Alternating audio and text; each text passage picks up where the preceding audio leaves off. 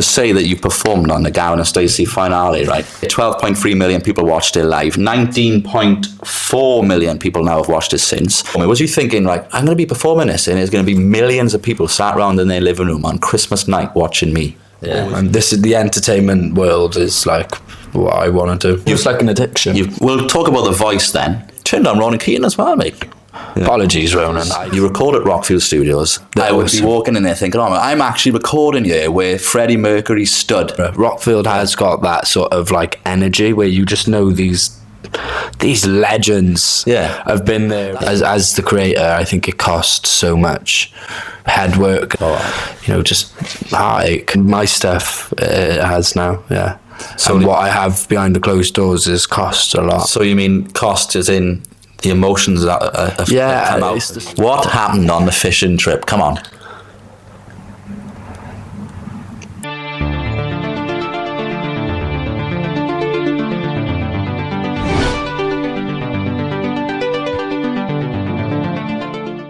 One, two.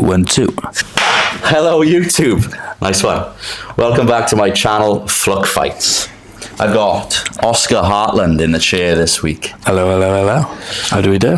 And you're the youngest guest I've had on so far, by far. Yeah. Really? But you've already got a life story with let me tell you. This is no exaggerations. You have done things already that people could only dream of. And we will talk about them. But first of all, right, I want to ask, because I see people all the time and they say, oh, you heard about the stories, and I started singing when I was 2, I started singing when I was 4 or whatever, and so did I, but I'm thinking, shit at singing, right?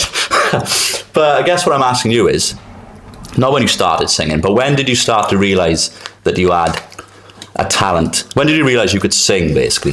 I think I was, if I think about it, I was always singing in the house. Or if I was having a good day, I'd sing a song. Or I'd just make a lot of noise. I was kind of that kid. Pretty annoying, really. But I would just make noise. I would either sing or whatever it would be, just have a party. I done this school play. I think I must have been maybe year 5. So in, UK, that's what? That's about, that is about 8, 9. Yeah, about 8, 9. Yeah. So I done this school play, and I was a hula girl, actually. Pretending to seduce a bunch of traveling sort of British pirates or something. I can't remember, but I was a hula girl along with a couple of mates, and we were doing this thing, and the whole room was just cracking up. And my mum said, later that night after the thing, you've got to do this, got to do that, and my family just sort of took it from then. That I was going to be a bit sort of an entertainer of the sort. So it went that way from then, I think. And then during that time, I was getting into the piano, the guitar, and just all of these things to just, I think distract my mind. Yeah. But I think it just stemmed from that school play, and I felt in my element because I was getting attention. Yeah. Because I'm not going to beat around the bush. I am just a general attention seeker, and I think. But we all are. We all content creators. That's are. Right. That's right. So you just mentioned The Voice. What was first then? You joined a band first, so you started a band first. I started a band. So I started a band when I was about 12. Shout out to Redwood City, by the way. Big up. Yeah. I started out the band. It was originally a little name called Park 26, because it started in my nan's house, in a bedroom with just a little guitar. It's like any band. My mate, just like anything, just like everyone. It started like that in my nan's. Not my nan's bedroom, but a bedroom in my nan. Yeah. Imagine that. I'm trying to get to sleep. Drums crashing out. Imagine that. So it just started out like that, and then we was like, I don't think this. I wanted to do it properly, and I refreshed it and changed it to Redwood City. Yeah. And I was moving schools, and I couldn't find a bassist, because at that point, I think it was like lockdown. It was lockdown. Yeah. The live scene hadn't really sort of been in the position that it is now, where I think a lot more kids are, welcome. The younger generation, I think, are a lot more welcome again, because I think it disappeared for a bit. Right. maybe that might just be personally, but yeah, it's like fully there now.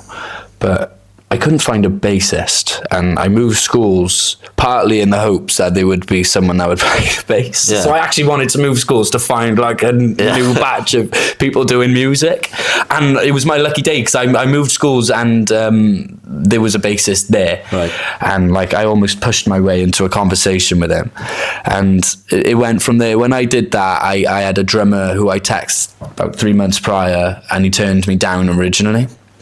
He was like, "Nah, I don't want to do this, bro." Because I was just a kid in a room, at that point, just with a guitar and an amp. Only you can see the vision. Yeah. Well. And that's how it starts. Yeah. That's how that's how real dreams, I think, start. Yeah. In a bedroom, as a musician, it's between you and the guitar, and then you just start to get obsessed. And then all of these things were coming together. I just met this bassist, and I heard about this lad as a joke, actually, because my brothers they play. They play all this, banter, all the jokes. Why didn't you hit up this lad as a joke? Because he played guitar, and my brother knew, and it was just a bit of a sort of laugh. Yeah. And me being young and naive, I actually did message him, and we got on really, really well, like a house on fire, and we just wrote a bunch of songs as youngsters do, and we just done humble gigs in pubs, and really learned the proper way, and that I'm so forever grateful for that. I'm so forever grateful for that. But that's how it started. I started this band up, and that's from then on my obsession. I knew I'm not doing anything else. And this is the entertainment world is like what I want to do. The obsession as well, like you say. It's almost like an addiction. Once you get it, and you realize like, oh my god, I've got a room of people like having a great time. It's you want to do it again. You want to do it every night, really. We'll talk about the voice then. So you had Ronan Keating turn round, Danny, he turned round, Pixie Lott. Not Will I Am. No Will I Am. Sorry, mate. What was it like backstage? Is it, again, like you see on telly, are you waiting around nervous? They had this big sort of like shelter where they had, a stand of, a rider. They had like a rider on the table. A rider? There's like snacks and drinks and tea, whatever. You go grab your things. We would have scheduled days. We wouldn't be there for long, and we wouldn't be in London for long. If I remember, they would just call us up on like the Friday and then see you next Friday, and sort of started like that. So they used every bit of our time. So we weren't really hanging around much. We were either preparing for the audition, or what could I say, recording sort of stills and stuff like that for the interviews, or either doing the interview. They'd use that sort of time in between. I just loved it because I've watched it back now again. I remember watching it at the time. Sure. I watched it at the time, and because my parents just constantly watched. It's one of those. I think it was one of those shows that just came on every year, and the voice. I'll put the voice on. And what I liked about it as well on the voice is basically, obviously, you're singing to them first, and you're almost like, what's the word? Not wrong word, but almost begging them. It's like a plead. It's a bit. It's a hard sort of situation to be in. But mentally, what I like then is when they've turned around, then you had the confidence then, and you're almost like giving it to them. You're like making them wait. You're like, right, okay, let me just look at you now, kind of thing. I'm gonna, Danny, Pixie, no, you haven't quite got the. I kind of regret it a little bit. Turned on Pixie Lott. She's. Dare I say anymore? I don't say anymore. You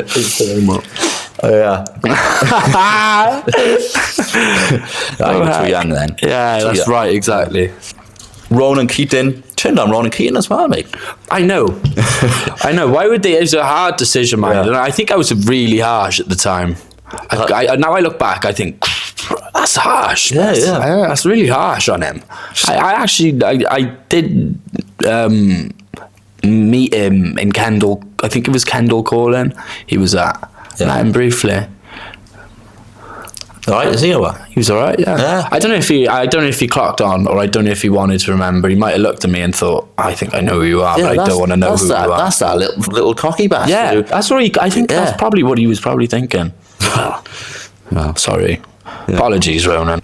Everyone's waiting to hear about this. Gavin and Stacey, the finale.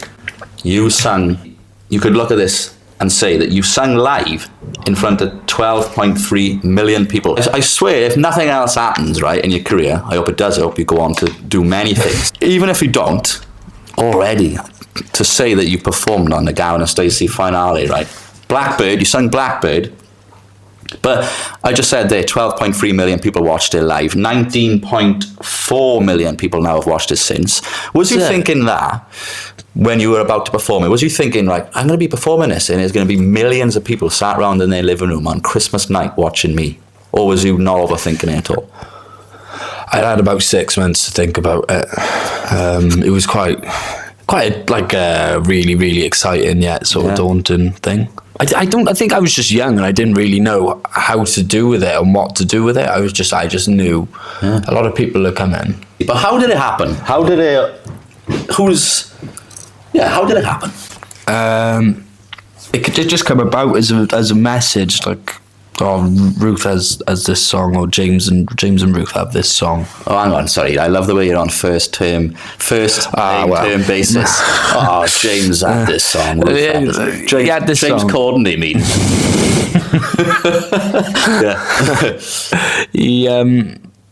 They had this tune that they wanted, and they I was like, what would it be? And they sent it over. It was Blackbird. They said, do you know Blackbird by Paul McCartney? I went, yeah, of course, of course. And long story short, can you learn it? Can you just try and learn it? So I was like, yeah, I can. I put the phone down. I was like, I put the phone down, and I knew, right, I've got this in the bag. Grabbed the guitar. About 2 hours later, it was done. Bang, I sent it over. Obviously, they wanted to do a few sort of adjustments on it. They wanted me to just keep slowing it down. They just said, slow it down. For the scene. As slow as you can, as slow as you... I was like, well, if I play that slow, it's not going to sound like the song.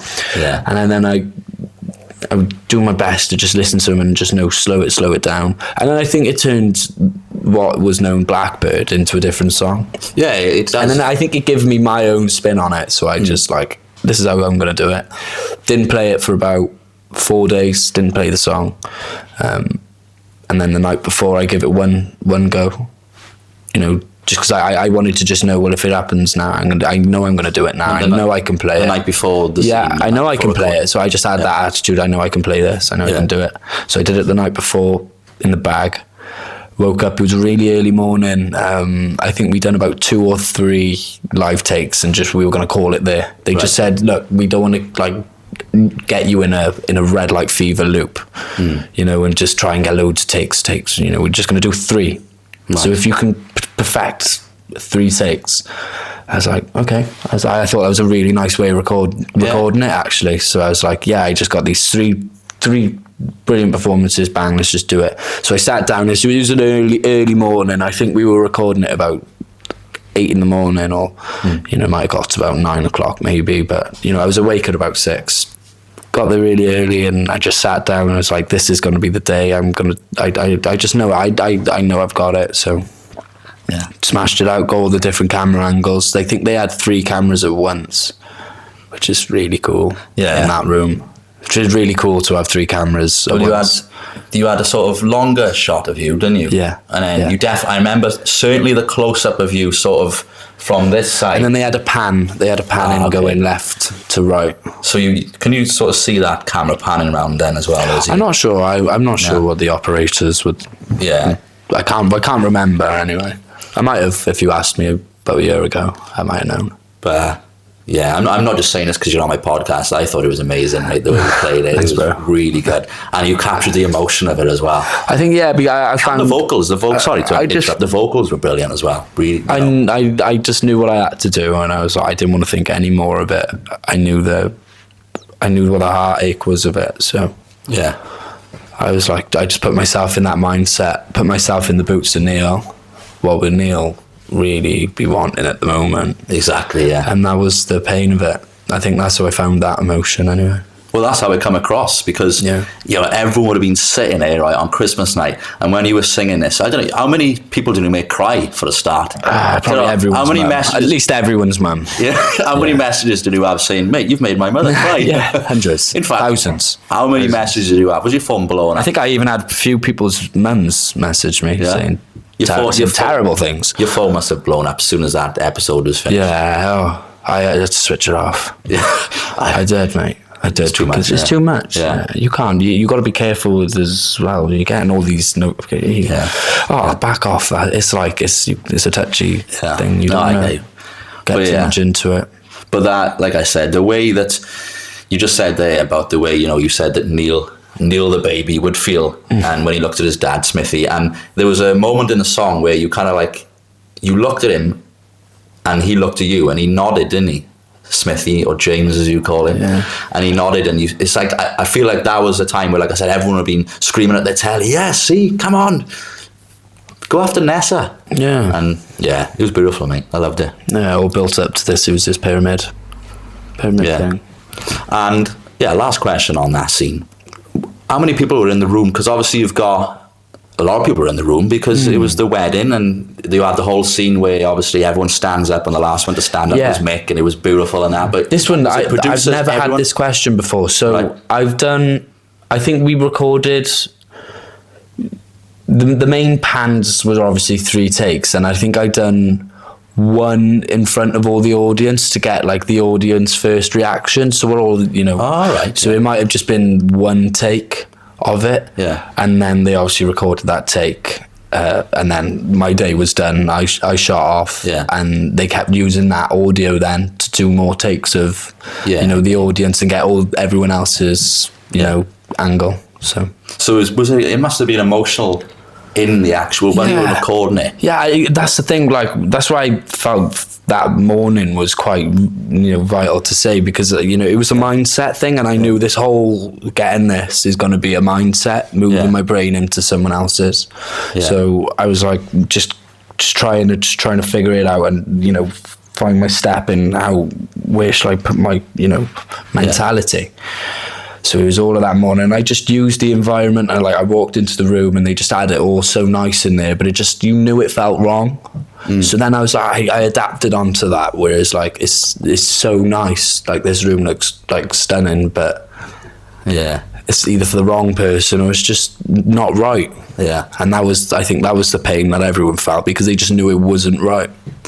And I've seen that Nessa, as we call her, Ruth, I seen on an interview with you that she was bawling behind the camera, wasn't she? Yeah, because she was on the operating, she would have had a screen. So she's like almost like a director then, was she? Oh, of course, of course, and James, To be fair, the genius, isn't it? Well, they just had so much passion. It was passion and just love for this story. They wanted to just see what they had in their head, and I think that's why Ruth would have been crying, is because she had this envision, and I think she must have just been really fulfilled that it came a reality, because they asked me on a whim at the end of the day, they asked me on a whim, it's like, they know Oscar can play guitar, we know Oscar can sing, let's just try see if he can play this, and if he can't, not the end of it, they could probably got the rights to the actual track. So they just asked me on a whim, and I think the fact that it all happened, and I think maybe that I could have pulled it off, I think it made it really emotional. I think that's what it may be. So Paul McCartney actually approved of the song as well then. So did they have to actually ask? Who asked it? Paul McCartney. Did you ask him? No. You'd go, get away, Paul. Get away, you kid. I'm pretty sure it was James, because I'm sure he knows Paul on a good basis, or at least he's got a good relationship between management. But I'm not sure how it went. I don't think it was easy, because no Beatles song is easy to get permission for. Would you like to actually, if you could, actually release that song in your version? That'd be amazing. I think there will be a day. Oh, that'd be. I do truthfully think there will be a day where I get to release it. But I think maybe I need to get to that point where I have the rights. And I have the right to release that track. Yeah, I think that'd be amazing because, like I people said, really want it. it was different. Yeah. I'm going to go on record and say it again. I'm not just saying it because he sat in front of me. I preferred your version. I preferred it. I like Paul's. Sorry about that, Paul. I like Paul's. I prefer Paul's. Nah, they're obviously, but it's different, isn't it? It's more upbeat, isn't it? Their one, but your one is quicker. Yeah, It's quicker. So you write your own songs then, Writing, yeah. and Yeah. I'm going to ask this general question that everyone asks. I know it's boring, but how does it start? Do you play first and come up with a melody and think I'm going to put lyrics over the top, or do you have lyrics in your mind? And either way, which way does it start, or is it both? It's anything. Like the honest answer is whatever's inspiring you, whatever's interesting, Right. whatever feels interesting. It could be anything, mate. Like that's the way I like to look at it. Is like I wouldn't as a to create something. I wouldn't want a set way of doing it every time, because then like once you get to the third way of doing it, it's like, God, is this it? Yeah, you know, I'm going to do this like this for the rest of my life. Yeah. So I think as an artist, you just need this sort of spark of interest or inspiration. You know? Yeah, well, creativity, like you said, that doesn't work like that, does it? Creativity has to be a spark. You can't be structured, can it? You can't pick a guitar up and think, oh, right, I'm going to write a song now. Yeah. You've got to feel gravity. Yeah. You've got to feel the gravity towards it and the reason. You know, like that's what I've been having now as I'm getting older. Like, I'm not saying back in the day, like, but I'm not trying to say that. But as I'm sort of turning into nearly an adult, like a really mature adult, that's what I think. I'm like, my stories are changing and stuff. So I'm like writing a song, and then I'm like a month later, I'm like, but that's not what I want to represent anymore. And then it's like refreshing. But at the moment, I've got hold of something. I can't say any more what it is, but I got hold of something I really, really feel gravity to. I get that, mate, and it's not because you're a young, immature adult. I'm still like I'm 33. It never changes now. No, I don't think so. Certainly not for me, because I mean, 3 years ago, I'm doing comedy videos, fight parodies, and now I'm doing podcasts. And yeah, I could look at stuff. It's whatever interests you. Yeah. And I think with the social media and with the likes of like TikTok and Instagram, you have the option to do it or not. There's nothing stopping you. So it's like, well, do it then. And then, you know, that you would. And as you get older as well, you will find stuff that you did when you were younger and think, oh, God, what was I doing? Yeah. Every day. That's the beauty of it. You delete it. You just get rid of it. Don't get too famous early on, though, because otherwise you delete it and everyone's still got it saved. Exactly. Was it digital footprint? Is that what they call it? A digital footprint? Something like that. Yeah. I've actually wrote a song. Play it. Well, you got it? I can't, because I had to take it down because of a certain lyric in it. Oh. But they were about writing songs. And this is a bit of a left field question here. Are you worried about AI? Because one of the boys, he typed a lot of words in about this boy we know, Megahead. Because he's got a massive head, that's his nickname. Huge head. Yeah. Melon head? Melon head, Megahead, massive head. Bean head? That's actually quite of a small head. Somebody with a bean head's a bit of a small, tall head. That's a bean head, isn't it? If you have a head up there. Yeah, he's one of them where no one knows his real name. It's just Megahead. Anyway, way off topic again from us. But so one of the boys wrote a song about him. All he did was write a few words in. He didn't even have to write that much, because obviously AI looked at the videos he's on, because we do a football podcast. Yeah. They wrote a song. Obviously AI plays a song. Knew everything. Singer's pretty good. I don't know if it's automated. Yeah. Music, it's all pretty good. Like, it's actually clever and it sounds good. Are you worried that basically, especially at your age, AI could actually take away creativity and things from people like you? But you can't replicate a human touch. That's my argument, I say. I've had a few people say, like, AI, you're not going to have a job when you're older. What are you going to do? Ask. I've just said, but I don't. Again, if you're providing something for the listener, and if you have an audience, I think that's all you need as an artist. But I think people, I think like the likes of records and stuff, vinyl, I think all of these things are going to come back because people want that human sound or that human touch that they're not getting with digital things. Like, you find a lot of musicians at the moment, they're using analog equipment, like they're using analog compressors these days. What is that? So it's all not on a computer, you can have a plug-in that, you know, you tap on the button, this big screen comes up and you've got all of these different adjustments. But an analog would be, you have this big box and there's knobs you can turn. Right. Okay. You know, but it's freehand. It's the difference is you're doing it with your hand. Yeah. So it's analog. So all of this human, you know, the human touch and the way, you know, you're recording on a tape, it's that sizzle, it's that, Yeah. you know, it's that startup, it's that winding thing that people all, I think, are calling back to. Rockfield Studios, you record there, and that's probably, apart from obviously the Gavin and Stacey finale and everything like that, is one of the main reasons I wanted to talk to you, because you record at Rockfield Studios and Queen recorded Bohemian Rhapsody there. Yeah. You've obviously seen all the stories. If you actually watch the movie, have you seen the movie Bohemian Rhapsody? Of course. So if you actually watch the movie, a lot of it is centered around them actually recording at Rockfield Studios as well. You've had David Bowie record there, you've had Ozzy Osbourne, Coldplay recorded there, and Coldplay have actually said that they were run out of ideas, they were in London, and you know, creativity, it just wasn't happening for them, and then they went then to this Welsh countryside, and then they said it sparked everything. And I don't know if you've seen the story of Chris Martin. He went outside and obviously went out and seen the stars, because it's like a farm area. Yeah, the light pollution is like little to none at Rockfield, so you see all the stars and you see everything in the sky. You know, you can even see like the Milky Way because it's that dark. I think it would be the Milky Way. Would it be? I'm sure it would be, right? Yeah. So yeah, in Rockfield you can see everything, and you can see all the farmland. You can see all of these sheep so far away. The inspiration you can get is, and that's how we come up with the lyric.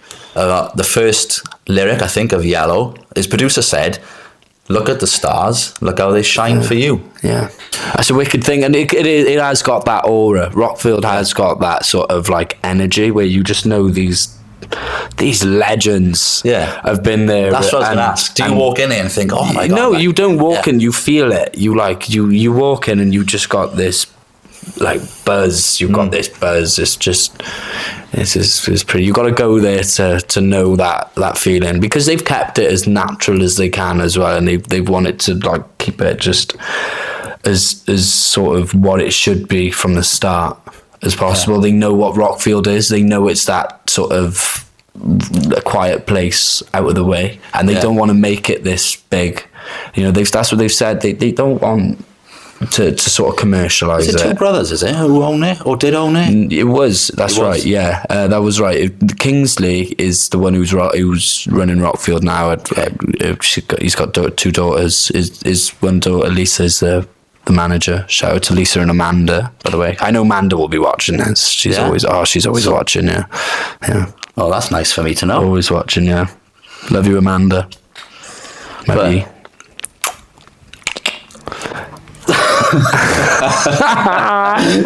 Slow zoom in there. Yeah. But mate, I would they're fab in Rockfield. They're awesome. I would be walking in there thinking, oh, I'm actually recording here where Freddie Mercury stood and told his band, this is what I want to do, the opera scene. All of these different stories, and mate, you're so lucky to record there. Yeah, it's got that buzz around it. It has. But what goes into recording a song then? Because this is an interesting question, at least for me. Is it a bit like what I did on BandLab, but a massive version? It's a concept, isn't it? Do you like record a bit of guitar? You know what you want.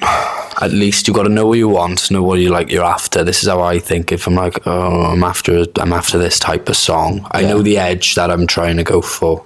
Especially at the moment with like maybe how I've been treating it recently and how I've been finding it recently. I've just been keeping it as so let it just fall out and let it come to me when it needs to. And that's when you're in the studio as well? Well, no. That's just the thing, because in a studio it used to be, and all the producers will tell you now, you know, back in the day you used to get a record label and they used to chuck you in a studio for 6 months, but it doesn't work like that now. They want you to go to the studios. If you're paying big money for studio time, you know, the producer's going to say to you, is it all written, fully written? Do you know what you will want me doing after they're all written, mixed? You know, they just want to make every second of that time recording, getting it down, getting it finished, because that's their main goal, is to just get you in and get you done and work in that time that you're paying for, because it's extortionate. Yeah. You know, if you're not having a record label paying for it, Wow. you know. So, can you put a number on it? How expensive it actually is to record a song there, or in any About studio? $1,000 a day. $1,000 a day. Yeah. If you're paying. Jesus. Yeah. It's a lot. Jesus. It's a lot. But they help you in that as well, you say. Of course, yeah, you get a producer, you get... Do you like, so what I'm asking is, do you play a guitar and then there's your guitar sorted, and then do you then go in a different part and then you do the vocals, and then do you put it all together? Is it like that? Yeah, sort of. Or you Right. can do it as a live take. So Okay. if you've got a band, they can mic you all up as you would be on a stage. Yeah. So then you're obviously saving a lot of time then in theory, True. but then you've got the point of, is everyone on point? Yeah. Doing the right thing at the right start. You know, if you can get, that's the thing, if you can get a band, you know, producer's dream would be to have a band say, right, we want to record an album. Well, have you got it all fully written? Yeah. Can you play it all fully live? Yeah. And then they go in and play the full album live, start to finish, every song, start, end, and it's done like that, maybe in one take. That's a producer's dream, because then all he's got to do is just neaten it up on the computer and just, you know, clip that sort of, cut that a little bit, fade that, crossfade, and, you know, obviously then do a mix, and then it's done.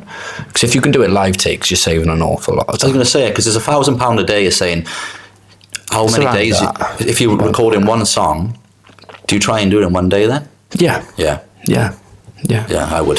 That's what, you know, but, you know, maybe in the 90s it'd be one song a week. Maybe, Yeah. you know. Yeah. I mean, you look at Stone Roses. I'm sure it's Stone Roses. I'm sure it is. They worked on, I think it was either their first or second record for about 13 months in Rockfield. It's just how the industry has changed as well. It's like, and it's so fast fed now, because you know you got your TikTok, you got I can go see a singer on my phone, and I know, it's a bit of a problem, isn't it? yeah, it's right. It is and it isn't. It Yeah, you is got to and it adapt isn't. to it. You got to adapt, Yeah. and that's what an artist is someone who can adapt to the time. Maybe do a bit of complaining about it, but offer something. Yeah, and it costs. It costs everything. You know, as the creator, I think it costs so much head work and you know, just heartache. I think to create something for someone to either heal with, you know, have a good time listening to, or I think it comes with a cost. It does, yeah. Yeah, I get what you're saying. I mean, my stuff, it has now, yeah. So what I have behind the closed doors is cost a lot. So you mean cost is in the emotions that come out it's of the you. story. It's like what you're telling somebody. It's like you're telling somebody a secret, or you're telling somebody something that, you know, you wouldn't really want to go on a balcony and tell the whole world, you know, but you are. Yeah. You know, and that's like your brain. It's like equivalent to stepping out on a stage. Your brain doesn't really want to do it, but like once you've done it and you realise, it just like, that's the euphoria of it, I think. Would you do it for free? For charity. Yeah. Yeah, because people ask me, they say, oh, surely you want to make money doing these things, making content. But I say, I do it for free. I would do it as a hobby. I think I want to make money though. So please subscribe. But the thing is, as an artist or as any sort of entertainer, I think you have a right to get the money that you are, you know, creating in the circuit. You know, that's when you like to PRS, you know, PRS come into it.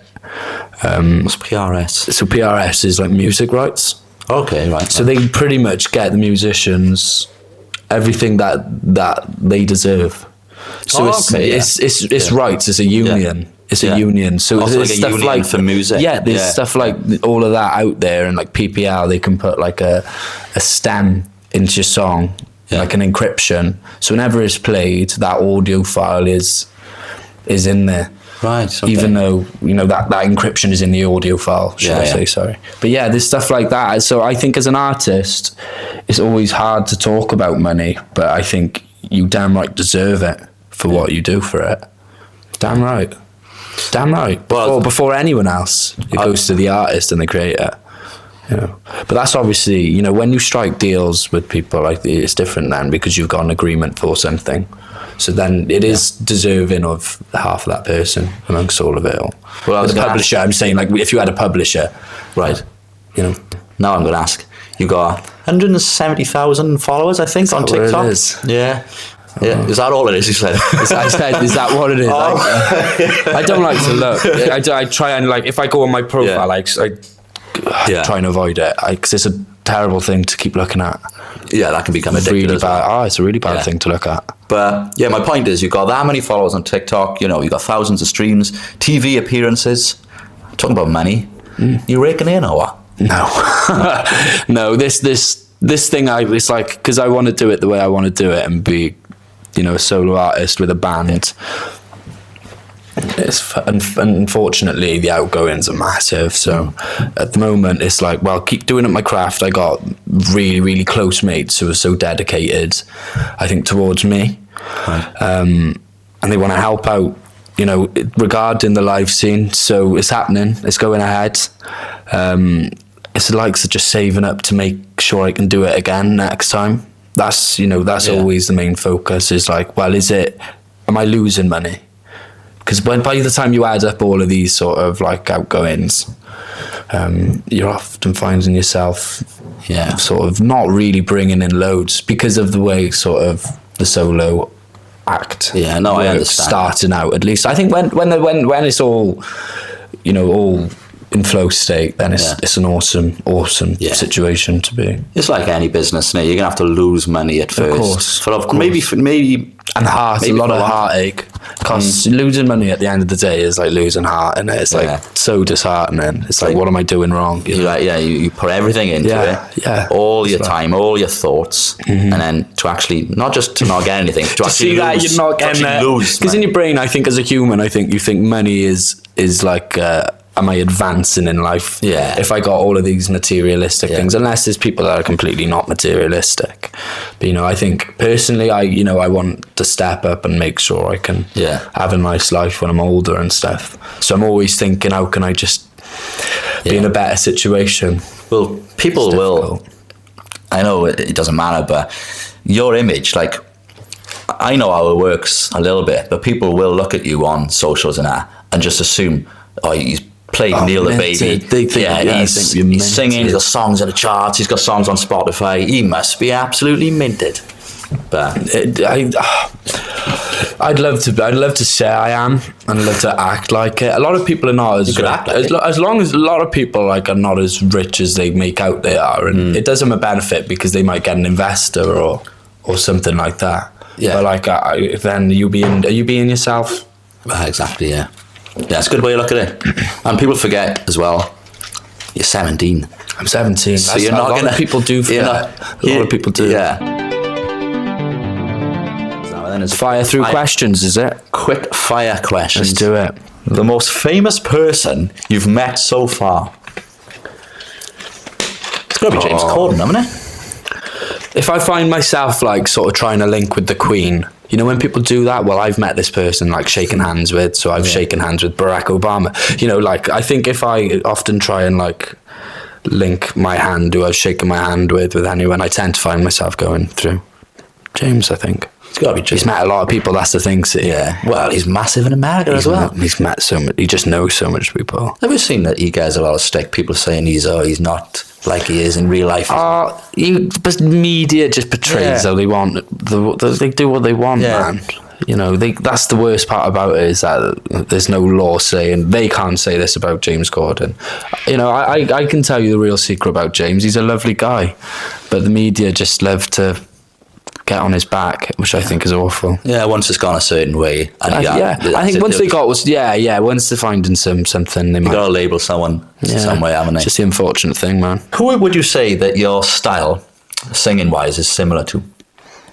Yeah, I used to love Dave Grohl back in the day, because I used to love that raw he did, like the rasp. Yeah, I'm going for that. I really like Dave Grohl's tone. I think lyric-wise, like Paolo, San. I tell you who's got awesome tone as well, Lewis Capaldi. Yeah. Oh, I love the way Lewis sings. And he's a brilliant person as well. He's an awesome character, yeah. Actually, yeah, your voice is similar. Yeah, a lot of people have thought that, yeah. I've had that. I think I've seen that in the comments before. 1975. Oh, right, yeah. Yeah, I like his voice. They're cool as well. Yeah, I wouldn't say I sound like him, but I like his voice. I love Post Malone. I think he's got an awesome voice. In the record, you know, in his newest record, oh man, I love that song Nosedive. He's got one song, cue the chorus. I just think he sounds wicked on that. I can't put that in it because of the IRS. Copyright, PRS. That's right. IRS, that's the IRA. Are you thinking of IRA and the That's getting political. IRS? That's America, isn't it? Yeah, that's the tax Yeah. firms in America. Yeah, that's well, right. they might have me as well, actually. So yeah, I can't play Post Malone. Sorry.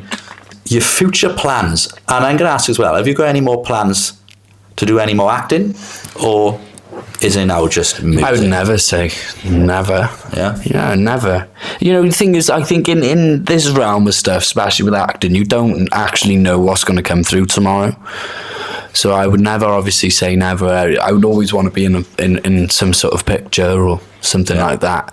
With the music, I can always say the music is always happening. The acting's always the want is always there to want to do it. Yeah. So that's never going to disappear. You got loads of people who do both. You know, loads of actors. Yeah, exactly. I don't really see the line in between. Like, I'm at that point where it's like, well, I don't notice a difference. And a lot of people think there's a massive gap, but it's like they just come together. You know, either way, I just want to entertain. The last question means as you are a member of the cast of Gavin and Stacey, everyone will be screaming at whatever they're watching this on. Ask him what happened on the fishing trip. Come on. You want to know what happened on that fishing trip? I'll tell you what happened on that fishing trip. Cut.